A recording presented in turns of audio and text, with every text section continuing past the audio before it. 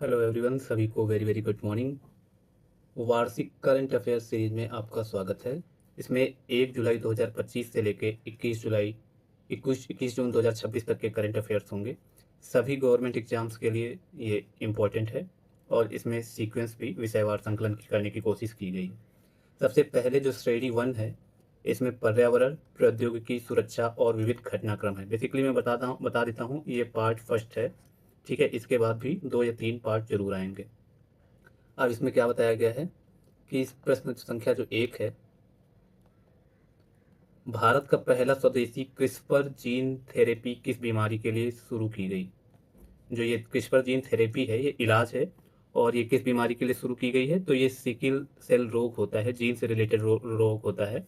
और इसमें CRISPR Cas 9 नाम की एक टेक्निक होती है, जिसमें mRNA होता है और जो प्रभावित जीन है वो होती है। तो mRNA क्या करता है, उस जीन तक जो इलाज है उसको ले जाता है और आइडेंटिफाई करता है mRNA। उसके बाद जो है क्रिस्पर जीन थेरेपी जो है उस चीज़ को ठीक कर देती है।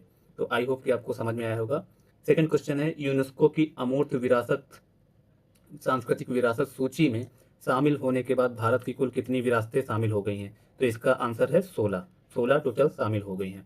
ओके, नेक्स्ट क्वेश्चन है, भारतीय विशिष्ट पहचान प्राधिकरण UIDAI द्वारा जारी आधार के नए शुभंकर मैस्कॉट का क्या नाम है। तो इसका नाम है उदय। संस्कृति मंत्रालय की झांकी की थीम क्या थी। तो इसकी थीम थी वंदे मातरम। 5 नंबर क्वेश्चन है, गणतंत्र दिवस परेड 2026 में उत्तर प्रदेश की झांकी की थीम क्या थी। तो बुंदेलखंड जो रीजन है उसकी जो कल्चर है उसको उत्तर प्रदेश की तरफ से दिखाया गया था। फेमिना मिस इंडिया 2026 का खिताब किसने जीता। तो इसको जीता है साध्वी सतीश सैल ने, भुवनेश्वर में आयोजित हुआ था। एक माह में सर्वाधिक सौर पंप, मतलब कि सोलर एनर्जी से चलने वाले पंप स्थापना में कौन सा राज्य शीर्ष रहा। तो इसका जवाब होगा महाराष्ट्र जो है शीर्ष रहा। कितने पंप लगाए इसने, 45,911 पंप लगाए हैं। बायो सीएनजी और उर्वरक संयंत्र का उद्घाटन कहाँ किया गया। तो वाय वराड गुजरात में इसका उद्घाटन किया गया है। अमित शाह ने इसका उद्घाटन किया था। 9 नंबर क्वेश्चन है, ऊर्जा और स्वच्छ वायु अनुसंधान केंद्र CRE के अनुसार वर्ष 2025 में भारत का सबसे प्रदूषित शहर कौन सा रहा है। तो गाजियाबाद उत्तर है, गाजियाबाद सबसे प्रदूषित शहर रहा है। क्वेश्चन नंबर 10 है, भारत ने कहाँ अपनी पहली स्वदेशी हाइड्रोजन ईंधन सेल से चलने वाली यात्री पोत का व्यावसायिक संचालन शुरू किया है। तो ये जो जो पोत है, यात्री पोत है, मतलब एक प्रकार का जलयान है। ये किस ईंधन से चलता है, तो ये हाइड्रोजन ईंधन से चलता है और इसका जो अ, संचालन किया गया है वो वाराणसी में किया गया है। 11 नंबर क्वेश्चन है, सहकारिता क्षेत्र की पहली टैक्सी सर्विस भारत टैक्सी का शुभारंभ कहाँ किया गया। तो ये विज्ञान भवन नई दिल्ली में किया गया है। 12 नंबर क्वेश्चन है, जनगणना 2027 के लिए राष्ट्रीय टोल फ्री नंबर और शुभंकर क्या है। तो इसका जो नंबर है, राष्ट्रीय टोल फ्री नंबर, अगर जनगणना से संबंधित किसी प्रकार की कोई समस्या आती है तो 1855 इसका टोल फ्री नंबर है। शुभंकर इसके दो हैं, एक महिला है जिसका नाम है प्रगति और एक पुरुष है जिसका नाम है विकास। 13 नंबर क्वेश्चन है, भारत की पहली अल्कलाइन बैटरी निर्माण यूनिट कहाँ शुरू की गई। तो ये बेसिकली एक जम्मू में शुरू की गई है। 14 नंबर क्वेश्चन है, भारत का 1वां रामसर स्थल घोषित किया गया जयप्रकाश नारायण पक्षी अभ्यारण्य यह सुरहाताल कहाँ स्थित है। तो बेसिकली ये बलिया है, बलिया जो है उत्तर प्रदेश की बलिया में जयप्रकाश नारायण पक्षी अभ्यारण्य या सुरहाताल अवस्थित है। नेक्स्ट चलते हैं श्रेणी 2 की तरफ। इसमें हम बात करेंगे इसमें हम बात करेंगे नियुक्तियों की, राजनीतिक घटनाक्रम की एवं न्यायपालिका की बात करेंगे। अब 15वें नंबर पर क्वेश्चन है, 16वें वित्त आयोग के अध्यक्ष कौन है। आप लोग भी जवाब दीजिएगा कमेंट में, जिन्होंने अपनी रिपोर्ट सौंपी। तो इसके जो 16वां वित्त आयोग है, इसके जो अध्यक्ष हैं, पहले नीति आयोग में थे अरविंद पनगड़िया। जो 16वें वित्त आयोग की जो अवधि है वो 2026-27 से 2030-31 के बीच रहेगी। हम सभी जानते हैं कि 5 सालों के लिए, 5 ईयर के लिए वित्त आयोग बनाया जाता है। 16 नंबर का क्वेश्चन है, सुप्रीम कोर्ट ने पहली बार किस व्यक्ति के लिए निष्क्रिय इच्छा मृत्यु, अभी सोशल मीडिया पे बहुत वायरल हुआ था, आप सभी लोगों ने देखा होगा कि निष्क्रिय इच्छा मृत्यु या पैसिव एथनीशिया क्या होती है। जैसे कि कोई व्यक्ति जो है किसी ऐसी असाध्य बीमारी से पीड़ित है जिसको इलाज संभव नहीं है और उसको मशीनों के सहारे जो है लाइफ दी जा रही है और वो उस लाइफ से बहुत ही परेशान हो गया है और वो किसी प्रकार की नॉर्मल ज़िंदगी नहीं जी पा रहा है, तो ऐसे में उस वो माननीय सुप्रीम कोर्ट से पैसिव यूथनेसिया की मांग कर सकता है, और इसकी मांग की थी हरीश राणा ने, जो कि एक बहुत ही असाध्य गंभीर बीमारी से पीड़ित थे। हालांकि उनको अनुमति मिल गई थी, जिसके बाद उनको मतलब जो भी तरीके हैं उनसे उनकी उनका उनको मतलब उस बीमारी से मुक्ति दे दी गई। 7वें नंबर का क्वेश्चन है, सर्वोच्च न्यायालय में अतिरिक्त न्यायाधीशों की स्वीकृति के बाद न्यायाधीशों की कुल संख्या कितनी हो जाएगी? तो बिना मुख्य न्यायाधीश के 37 हो जाएगी, 4 अतिरिक्त न्यायाधीश आएंगे प्लस सीजेआई को छोड़कर, अगर सीजेआई को भी हम जोड़ लेंगे तो 38 हो जाएगी। 18वें नंबर का क्वेश्चन है, भारत का पहला पेपरलेस न्यायपालिका वाला राज्य कौन बन गया है? मतलब कि डिजिटल न्यायपालिका वाला राज्य कौन बन गया है? तो बेसिकली कौन बन गया है? सिक्किम बन गया है। Very good. आई होप कि आप लोगों को अच्छा लग रहा होगा, अच्छे अच्छे क्वेश्चन है। 19 नंबर का है कि सिक्किम के मुख्यमंत्री पद पर सबसे लंबे समय 8,930 दिन तक सेवा देने का रिकॉर्ड किसने बनाया था? तो ये पवन कुमार चामलिंग थे, जिन्होंने 8,930 दिन तक अपनी सेवा दी थी। उसके बाद 20 नंबर का क्वेश्चन है, महाराष्ट्र के उप मुख्यमंत्री के रूप में हाल ही में किसने शपथ ली है? तो महाराष्ट्र के उप मुख्यमंत्री कौन बने हैं? सुनेत्रा पवार बने।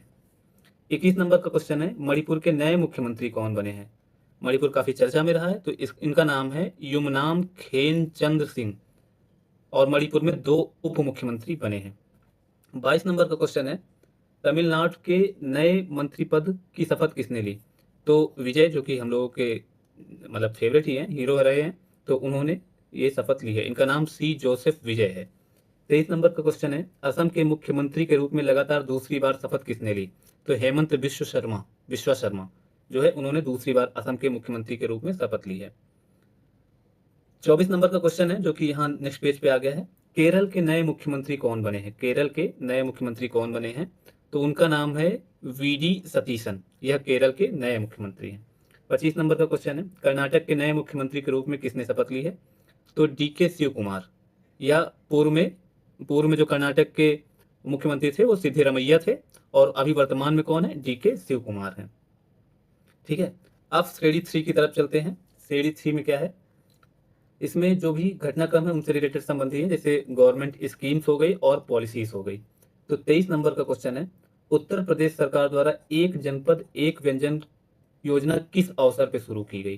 तो बेसिकली ये 24 जनवरी 2026 को शुरू की गई थी, और इसी दिन जो है उत्तर प्रदेश दिवस मनाया जाता है। और ये जो योजना से संबंधित है वो सरदार पटेल औद्योगिक क्षेत्र। 27 नंबर का क्वेश्चन है, दलहन आत्मनिर्भरता मिशन किस अवधि के लिए स्वीकृत हुआ? तो बेसिकली ये 2025-26 से 2030-31 के लिए स्वीकृत हुआ, और जो टोटल बजट था इसका मतलब बजट आवंटित हुआ है वो 11,440 करोड़ रुपए का बजट आवंटित हुआ है। 28 नंबर का क्वेश्चन है, अटल पेंशन योजना को किस वर्ष तक जारी रखने की मंजूरी दी गई? तो ये 2030 से 31 तक जारी रखने की अभी मंजूरी दी गई है। अटल पेंशन योजना बेसिकली बुजुर्गों के लिए जो पेंशन की योजना बनाई गई थी, इसमें सभी लोग भर सकते हैं, लेकिन 60 साल के बाद ही जो है पेंशन मिलना शुरू होती है। 29 नंबर का क्वेश्चन है, मैं इसको थोड़ा इरेज कर देता हूँ।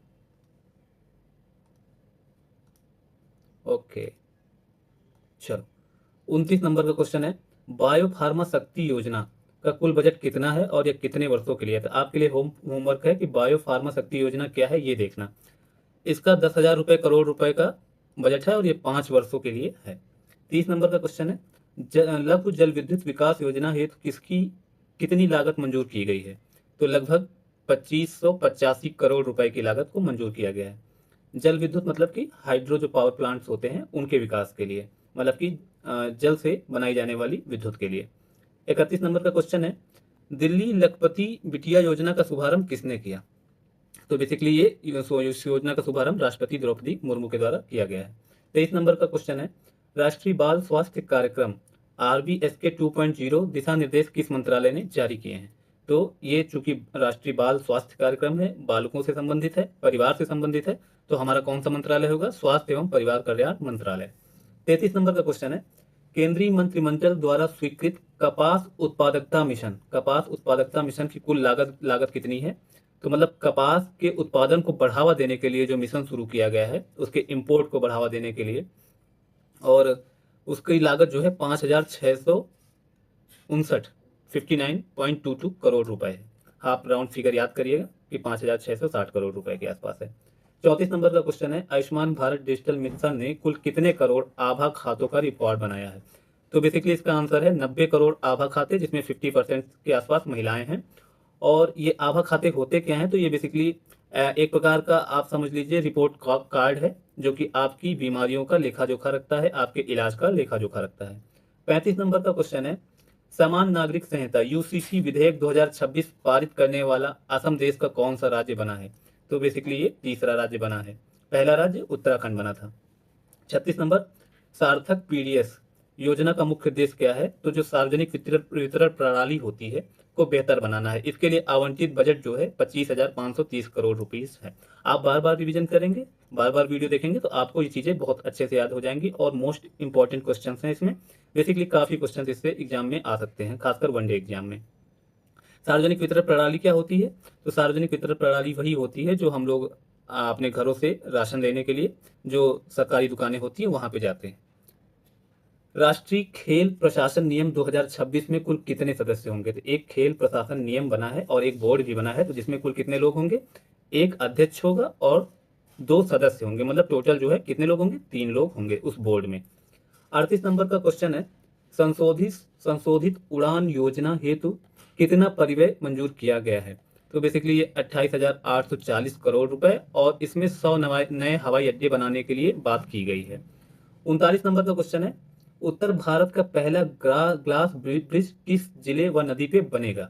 तो बेसिकली पहला ग्लास ब्रिज जो है ये रोपड़ पंजाब में बनेगा और नदी है सतलज नदी पे। 40 नंबर का क्वेश्चन है, भारत के किस उपराष्ट्रपति ने श्रीलंका की द्विपक्षीय आधिकारिक यात्रा की? तो सीपी राधाकृष्णन जी ने श्रीलंका की द्विपक्षीय यात्रा की है। ठीक है, बेसिकली इस पैराग्राफ में या इस पोर्शन में, इस पार्ट में प्रधानमंत्री की यात्राएं, इंफ्रास्ट्रक्चर और कनेक्टिविटी से रिलेटेड क्वेश्चन है। 41 नंबर का है, बख्तियार राजगीर तिलैया रेल मार्ग किन प्रमुख धार्मिक पर्यटन स्थलों को जोड़ता है? ये बिहार की बात हो रही है, तो ये बेसिकली राजगीर को जोड़ता है, नालंदा को जोड़ता है और पावापुरी को जोड़ता है। ठीक है, ओके, नालंदा और पावापुरी। 42 नंबर का क्वेश्चन है, बख्तियारपुर राजगीर तिलैया रेलवे लाइन खंड की कुल लंबाई एवं लागत कितनी है? तो ये 104 किलोमीटर की है और अनुमानित लागत है 2,192 करोड़ रुपए। आप लोगों का होमवर्क है कि बख्तियारपुर राजगीर तिलैया रेल मार्ग जो है उसको आपको गूगल पे मैप पे देखना है, ताकि आपको हमेशा के लिए याद रहे। 43 नंबर का क्वेश्चन है, पटना में मेट्रो सेवा की शुरुआत के साथ बिहार देश का कौन सा मेट्रो राज्य बन गया है? इसमें शुरुआत कब हुई थी? 6 अक्टूबर 2025 की। तो बेसिकली ये 12वां राज्य बन गया है। 44 नंबर का क्वेश्चन है, प्रधानमंत्री ने किस ग्रीनफील्ड हवाई अड्डे का उद्घाटन किया जिसे भारत का सबसे बड़ा हवाई अड्डा बताया जा रहा है? तो ये नवी मुंबई में अवस्थित है, अंतर्राष्ट्रीय हवाई अड्डा है जो कि भारत का सबसे बड़ा हवाई अड्डा है। और ग्रीन फील्ड हवाई अड्डा मतलब एक प्रकार से इन्वायरमेंटल सस्टेनेबल है, हालांकि पूरी तरीके से तो नहीं, लेकिन जो है काफी कुछ इन्वायरमेंटली सस्टेनेबल है। 45 नंबर का क्वेश्चन है, मुंबई अहमदाबाद बुलेट ट्रेन परियोजना जो कि जापान के साथ मंजूर हुई थी में देश की पहली पर्वतीय सुरंग कहाँ बनाई गई है? तो ये पालघर महाराष्ट्र में बनाई गई है। विशार बोईसर 1.48 किलोमीटर की ये सुरंग है। पालघर दर्रा भी है ना। 46 नंबर का क्वेश्चन है, भारत की पहली स्वदेशी हाइड्रोजन ट्रेन किस खंड पर चलाने की मंजूरी दी गई है? तो ये अभी आप लोगों ने न्यूज में देखा होगा, मोदी जी ने इसका उद्घाटन किया था। ये जिंद और सोनीपत बेसिकली हरियाणा में चलाने के लिए मंजूरी मिली है इसको। 43 नंबर का क्वेश्चन है, केंद्रीय मंत्रिमंडल ने किस मेट्रो रेल परियोजना के चरण 2A को मंजूरी दी है? तो अहमदाबाद मेट्रो रेल प्रोजेक्ट जो था उसका चरण 1 पूरा हो गया था, चरण 2 के लिए उसको मंजूरी मिली है। 48 नंबर का क्वेश्चन है, प्रधानमंत्री नरेंद्र मोदी ने 31 मार्च को किस राज्य की यात्रा की? तो ये गुजरात गए, गांधीनगर में, और वहां पे सम्राट संप्रति संग्रहालय का उद्घाटन किया। तो अगर आपसे क्वेश्चन पूछता है कि सम्राट संप्रति संग्रहालय कहाँ है, तो बेसिकली कहाँ है? गुजरात में। ओके, आई होप कि आपको चीजें समझ आ रही होंगी। अगर आपको अच्छा लग रहा है तो आप सब्सक्राइब कर सकते हैं। नेक्स्ट पार्ट कल आ जाएगा आपका नेक्स्ट पार्ट, और आप जल्दी से सब्सक्राइब कर लो। श्रेणी 5 जो है ये राष्ट्रीय शिखर सम्मेलन, उत्सव एवं अंतर्राष्ट्रीय आयोजन से संबंधित है, समिट एवं फेस्टिवल से संबंधित है। आपको पीडीएफ जो है मेरे टेलीग्राम चैनल पे मिल जाएगा। 49 नंबर का क्वेश्चन है, प्लास्ट इंडिया 2026 का उद्घाटन कहाँ किया गया? तो ये भारत मंडपम में किया गया था, नई दिल्ली में। इसका जो विषय था वह भारत जो है नेक्स्ट था। तो प्लास्ट इंडिया 2026 का विषय जो था वो क्या था, भारत नेक्स्ट। और कहाँ आयोजन हुआ, नई दिल्ली में। 85 नंबर का क्वेश्चन है, दीपोत्सव 2025 में, दीपोत्सव जो होता है हर महीने मतलब हर साल में जो दीपोत्सव होता है अयोध्या में, उसके सरयू तट पर कितने दिए जलाकर विश्व रिकॉर्ड बनाया गया 2025 में? तो 26,17,215 दिए जलाए गए, ये रिकॉर्ड है। 51 नंबर का क्वेश्चन है, अंतरराष्ट्रीय सौर गठबंधन ISS सभा का 8वां सत्र कहाँ हुआ है? तो ये भी भारत मंडपम नई दिल्ली में हुआ था।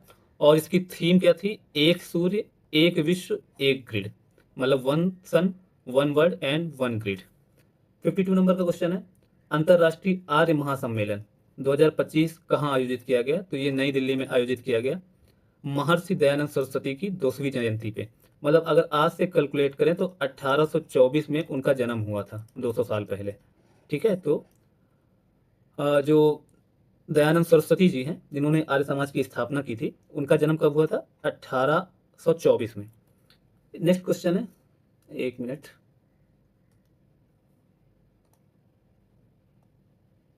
ओके, नेक्स्ट क्वेश्चन है हमारा 53 नंबर, काशी तमिल संगमम कहाँ आयोजित किया गया? तो ये बेसिकली वाराणसी में आयोजित किया गया। 54 नंबर का क्वेश्चन है, इंडिया इंटरनेट गवर्नेंस फोरम का 5वां संस्करण कहाँ आयोजित किया गया? तो नई दिल्ली में। अगर आपको कुछ भी नहीं पता होता है तो आप इनके नाम से, इनके वर्ड्स को तोड़ के आप थोड़ा सा अर्थ निकाल सकते हैं। जैसे इंडिया मतलब इंडिया से रिलेटेड है, इंटरनेट इंटरनेट से रिलेटेड है, गवर्नेंस मतलब कि यहाँ पे नीतियाँ बनाई गई होंगी, फोरम मतलब कि एक प्रकार से आयोजन समूह, ऐसे कुछ समझ सकते हैं। तो India internet governance forum IIGF 2025 का 5वां संस्करण कहाँ आयोजित किया गया? नई दिल्ली में। आपको क्वेश्चन को तोड़ तोड़ के भी देखना, जैसे 5वां संस्करण, ठीक है, 2025, ये सब चीजें, नई दिल्ली। 55 नंबर का क्वेश्चन है, विश्व आपदा प्रबंधन सम्मेलन 2025 कहाँ संपन्न हुआ? तो ये देहरादून में संपन्न हुआ। 56 नंबर का क्वेश्चन है, भारत अंतर्राष्ट्रीय विज्ञान महोत्सव 2025 कहाँ संपन्न हुआ? तो ये पंचकूला जो है हरियाणा में संपन्न हुआ है। और इसकी जो थीम थी, विज्ञान से समृद्धि, विज्ञान से समृद्धि। 57 नंबर का क्वेश्चन है, 23वें भारत रूस वार्षिक शिखर सम्मेलन का आयोजन कहाँ किया गया? तो ये नई दिल्ली में किया गया है। कौन से नंबर का था? 23वें नंबर का था। किन देशों के बीच हुआ? भारत रूस के बीच हुआ। कब कब होता है? तो वार्षिक रूप से होता है, और एक शिखर सम्मेलन था। ठीक है। 58 नंबर का question, India AI impact summit किन मूलभूत सिद्धांतों पर आधारित है? तो ये बेसिकली किन पे आधारित है?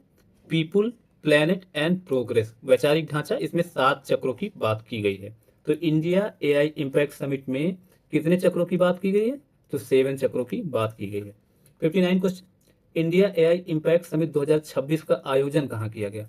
तो ये भी भारत मंडपम नई दिल्ली में किया गया था, ministry of information and technology द्वारा। 60 नंबर का क्वेश्चन है, AIPOC सम्मेलन के उद्घाटन सत्र को किसने संबोधित किया?